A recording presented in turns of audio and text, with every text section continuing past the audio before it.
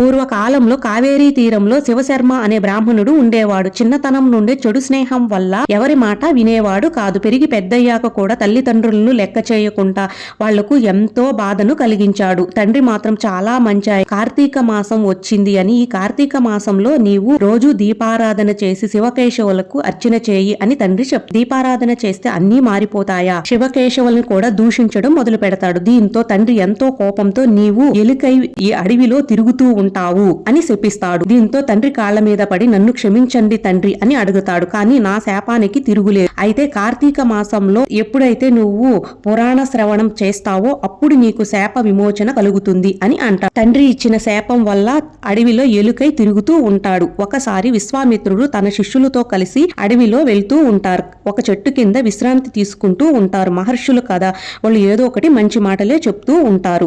అయితే వాళ్ళ శిష్యులకు ఒక కథని, మంచి పురాణ కథని చెప్తూ ఉంటాడు. ఆ చెట్టు తొర్రలో నుంచి ఆ ఎలుక బయటికి వస్తుంది ఆహారం కోసం. అప్పుడు ఆ ఎలుక ఆ కథను వింటూ వెంటనే బ్రాహ్మణ రూపం వస్తుంది. మహర్షికి నమస్కరించి వెళ్లిపోతాడు. ఈ కథ కార్తీక పురాణంలో ఉంది. ఓం నమః శివాయ.